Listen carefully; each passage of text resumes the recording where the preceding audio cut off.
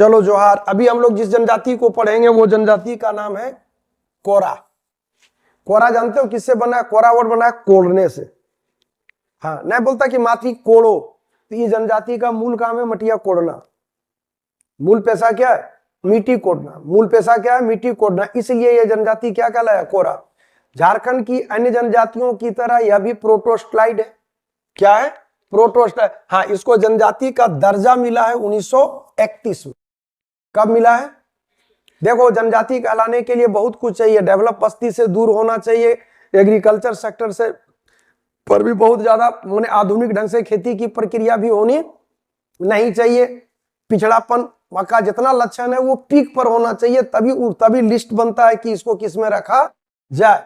तो वैसे ही कोरा जनजाति ये मिट्टी कोड़ने का काम करता है। 1931 में इसको क्या दिया गया?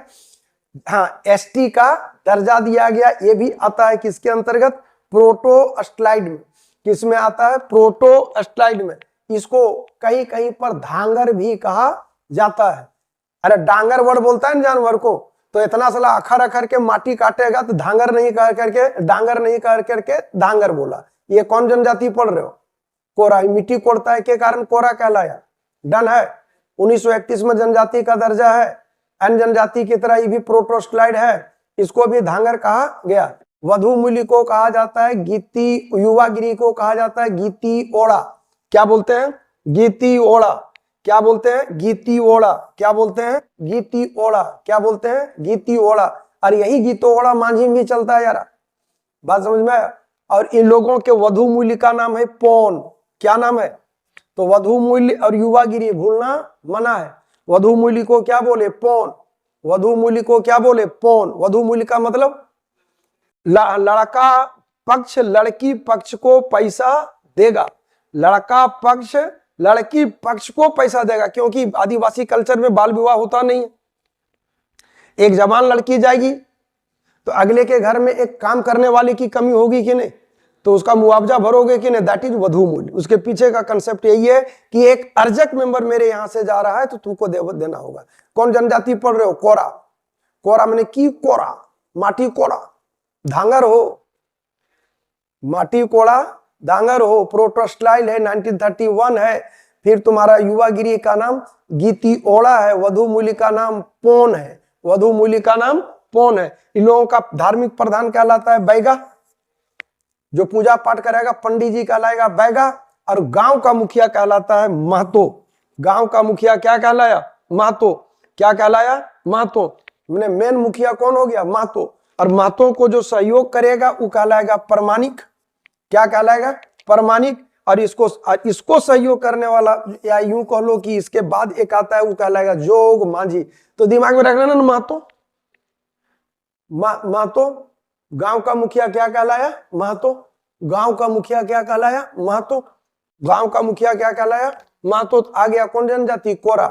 कोरा मतलब हो गया माटी कोड़ा। क्या कोड़ा? धांगर है, प्रोटोस्टाइड है। 1931 में जनजाति का दर्जा है। कब?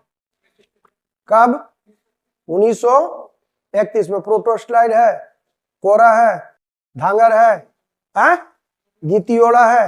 गीतियोड़ा केकरा बोले?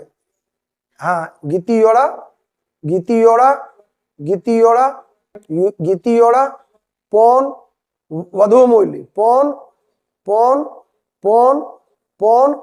गांव का मुखिया महतो। गांव का मुखिया और पूजा करावे वाला बैगा। बोगा नहीं बे, बैगा। गांव का मुखिया बैगा। गांव का मुखिया।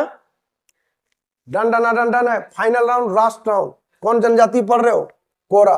कोरा का नाम क्यों पड़ा? क्योंकि मिट्टी कोड़ने का काम करता है। क्योंकि जानवर टाइप वाला काम है, इसलिए कहीं कहीं लोग इसको धांगर भी बोलता है। ये प्रोटोस्टाइड वर्ग में 1931 में इसको जनजाति का दर्जा दिया गया। इन लोगों का भी अपना युवागिरी है जो गीतियोड़ा कहलाता है। वधु मूल्य का नाम पौन है। वधु मूल्य का नाम पौन है। वधु मूल्य का नाम पौन है। गीतियोड़ा समझ में आ गया? पौन समझ में आ गया? हाँ या ना? कोरा समझ में आ गया? धांगर समझ में आ गया? 1931 हो गया। प्रोटोस्टाइड हो गया। गांव का मुखिया महतो और गांव में पूजा कराने वाला बैगा। ये है छोटी जनजाति, लाजवाब जनजाति। कंपटीशन पॉइंट ऑफ व्यू से इसमें रखना, मिट्टी कोड़ने वाली जनजाति कौन है? कौन जनजाति को धांगर कहा जाता है। बाकी चीजें कॉमन है। जय हिंद, जय भारत। मिलते हैं नेक्स्ट एपिसोड में। वीडियो को लाइक, शेयर और सब्सक्राइब जरूर कर दें।